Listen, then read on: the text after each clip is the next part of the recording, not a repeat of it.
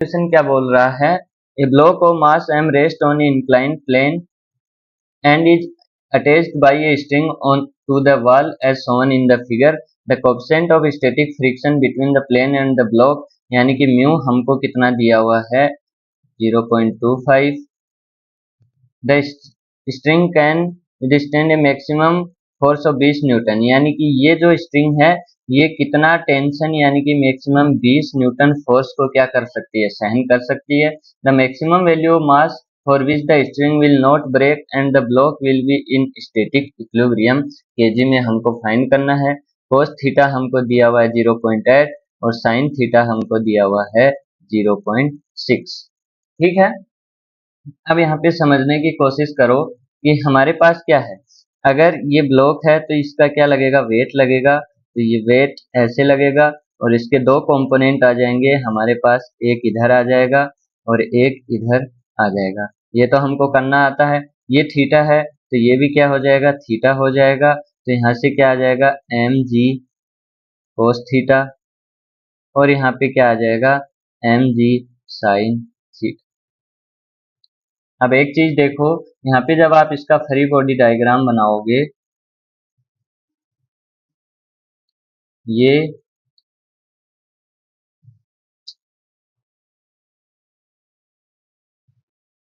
हो जाएगा M G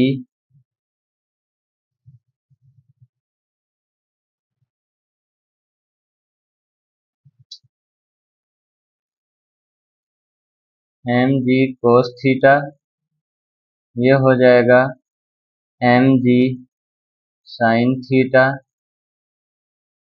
ये हो जाएगा टी टेंशन.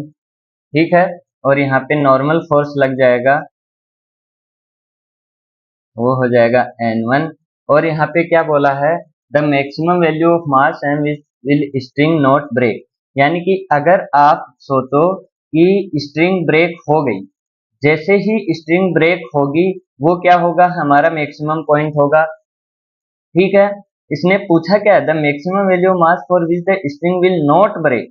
इसने क्या पूछा है, विल नॉट ब्रेक, यानी कि मान लीजिए हमारा आंसर आया 2 kg. अगर हम यहाँ पे 2 kg मास लगा देते हैं तो 2 kg मास लगाने पे ये क्या हो रहा है, मान लीजिए जस्ट टूट रहा है, एकदम जस्ट टूट रहा है. तो यहाँ पे 2 kg से 1 ग्राम भी कम हमने लगा दिया तो वो वेट क्या हो जाएगा, मैक्सिमम वेट हो जाएगा, जहाँ पे हमारी क्या नहीं टूटेगी, स्ट्रिंग नहीं टूटेगी. समझ रहे हो बात को. मान लो कि आपके पास क्या थी, आपको एक रस्सी दे दिया. ठीक है, एक रस्सी एक तरफ से बांध के इधर से रस्सी को बांध दिया और इधर एक रस्सी आपके हाथों में पकड़ा दी. ठीक है, आपके हाथों में पकड़ा दी.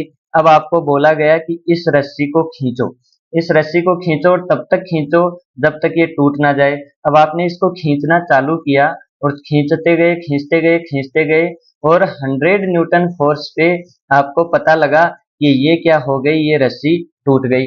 अब मैं ये बोलूं कि आपके पास वह मैक्सिमम फोर्स बताओ जहां पर ये रस्सी नहीं टूटी, तो आप क्या बोलोगे, 100 से थोड़ा सा कम यानी कि 90.99 पे ये रस्सी हमारी नहीं टूटी थी, यानी कि ये 99.99 न्यूटन फोर्स क्या कर रही थी, सहन कर सकती थी. जैसे ही 100 न्यूटन हुआ ये रस्सी हमारी टूट गई. वैसे ही हमारे पास जब हम करेंगे, मान लीजिए हमने m की वैल्यू यानी कि मास 2 kg रखा और 2 kg पे ये क्या हो गई, जस्ट टूट गई, जस्ट क्या हो गई, ब्रेक हो गई. लेकिन आप क्या बोलोगे कि 1.999 पे ये क्या नहीं हो रही थी, ब्रेक नहीं हो रही थी. तो 1.999 क्या हो जाएगा, इसकी मैक्सिमम वैल्यू हो जाएगी. ठीक है, तो यहाँ पे फ्रिक्शन फोर्स किधर लगेगा, जैसे ही टूटेगी तो अगर ये रस्सी टूटी तो ये किधर जाना चालू करेगी, इधर जाना चालू करेगी.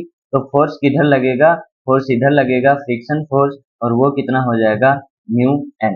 अब हमारे पास ये हमारा y एक्सिस हो जाएगा, ये x एक्सिस हो जाएगा. तो यहाँ पे बैलेंसिंग करो, बैलेंसिंग करोगे तो यहाँ पे क्या होगा, summation F Y is equals to 0 होगा. तो वो कैसे होगा, n1 is equals to M G cos theta. ठीक है, एम हमको पता नहीं है, जी हमको पता है, कोस थीटा हमको पता है 0.8, तो यहाँ से हमारे पास क्या आ जाएगा 8m। ठीक है, अब हम करते हैं summation F X is equal to 0। तो summation F X is equal to 0 करोगे तो क्या होगा mg sine theta plus mu, mu कितना है 0.25, n1 कितना है 8m is equal to, sorry,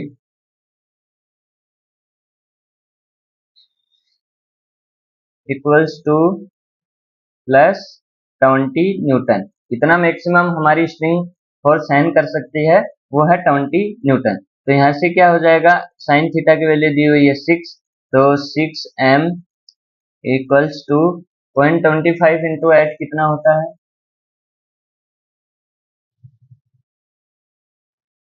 2 होता है, 2m प्लस 20। तो यहाँ से क्या हो गया 4m इज इक्वल टू 20, तो m कितना आ गया 5 kg। ठीक है, m कितना आ गया 5 kg। तो ये हो गया हमारे पास हमारा मैक्सिमम m।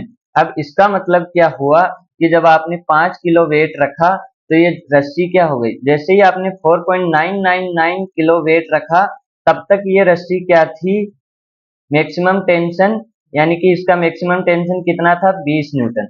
जैसे ही आपने 5 किया तो ये क्या हो जाएगी ब्रेक हो जाएगी। लेकिन जब आप इसको राउंड ऑफ करके लिखोगे क्वेश्चन आंसर में तो इसका क्या हो जाएगा 5, क्योंकि 4.99 आप 1 ग्राम का अंतर लिख नहीं सकते हो।